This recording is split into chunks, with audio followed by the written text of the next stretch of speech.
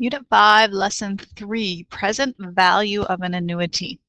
So let's take a look at this example. Determine the principal required in order to have $5,000 4 years from now if interest is 5.5% compounded annually. So this question's a little bit different.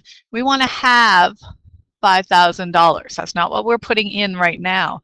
So the 5,000 is actually our A in our compound interest formula of A equals P bracket 1 plus I to the N.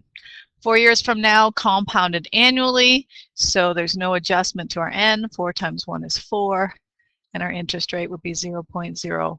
But the difference is I don't know my P, my principal.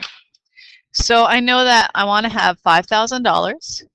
I need to figure out what principal I'm going to start with if my interest rate is 0.55 for 4 years. So basically, I have to rearrange the formula and solve for P. So instead of multiplying by that interest rate to the exponent 4, I'll move it over to the other side, and I'll do the opposite operation, which is dividing. So 1.055 to the exponent 4, and I'll figure out the amount I need to invest now. So I'll get my calculator. 5,000 divided by 1.005. Exponent 4, and I get a principal of $4,901.24. So that means I would need to put $4,901.24 into the bank right now so I could have $5,000 in 4 years given that interest rate. This is an example of a present value problem. The present value of an investment is the amount of money that's needed at the beginning of the investment in order to reach a certain goal or a certain given amount. The present value formula can come from rearranging the compound interest formula. So our compound interest formula, and we already kind of talked about it. If I rearrange it, I bring the bracket over to the other side and I divide. So the present value would equal the accumulated amount divided by 1 plus I to the N. Now, hopefully knowing what you do about exponents after the last unit, we could also write the formula like this. And this is most often the way you see it. 1 plus I to the negative N, understanding that a negative exponent just gets flipped around. So having the exponent positive on the bottom is the same as having the exponent negative in the numerator. And more often than not, that's the way you see the formula used because it's easier to enter into a calculator and calculate. And the A, the P, the I, and the N all stand for the same things they did before.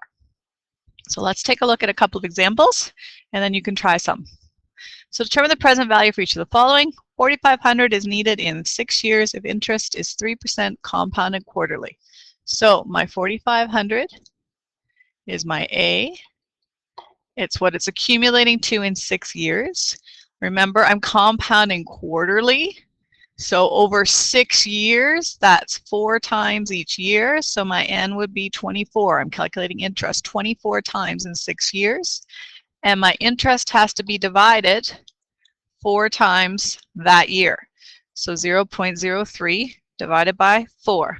And remember, if that does not divide nicely, 0.03, that we would just leave it as a fraction. This one divides not too badly, so I'm going to change it to a decimal. So I'm going to use my present value formula, the accumulated amount, 1 plus my interest, to the negative exponent 24. And so when you enter that in your calculator, just be sure you remember to enter a negative exponent. So 4,500 times 1.0075 to the exponent 24 negative.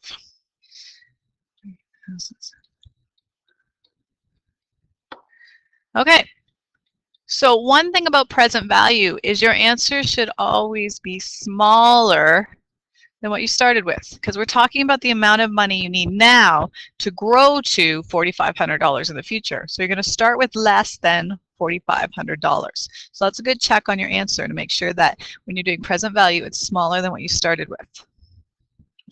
All right, $1,200 is needed in 1 year if interest is 4% compounded monthly.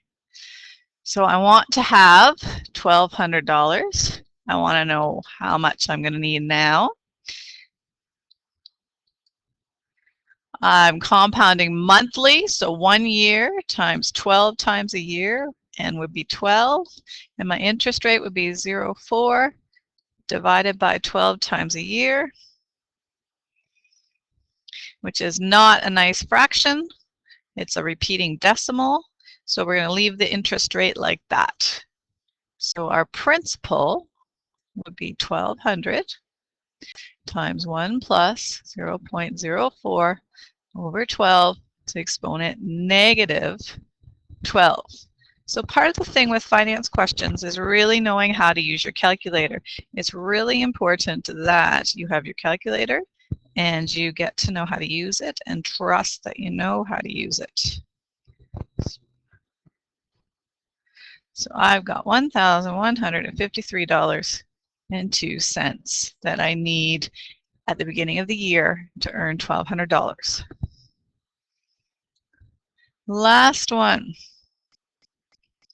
Determine the interest rate. So this time we're figuring out the rate compounded annually that's needed for $500 to grow to $1,000. So the accumulated amount is $1,000 and my principal is $500, and I want to figure out my interest rate compounded annually. My N is 6. So if I'm going to do that in 6 years, whoops, I can go back and use my A formula. So 1,000 equals 500 times 1 plus I to the 6. So I have to solve that formula. So I'm going to move the 500 over to start with. I want to get I by itself. So 1,000 divided by 500 is the first step to getting I by itself.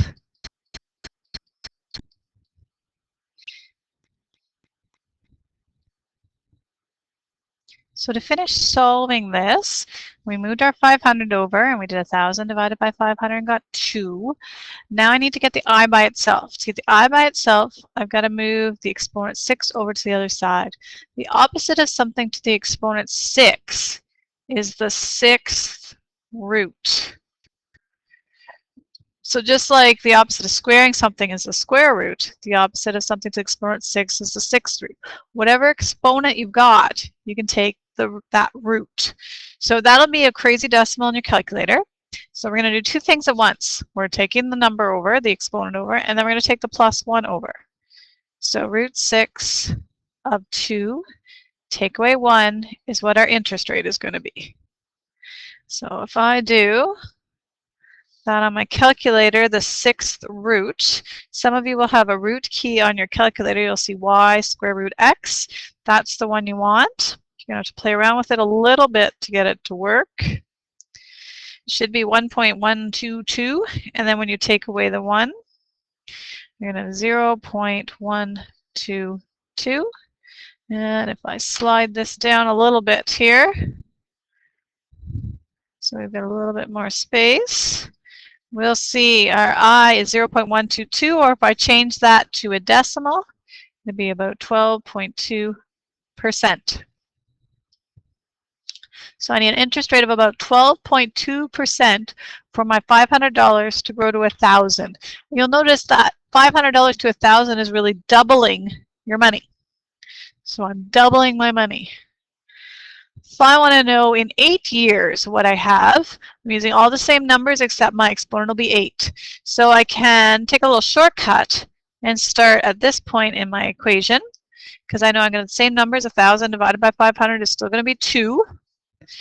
And I've got my 1 plus the I I'm going to figure out, and my N is 8.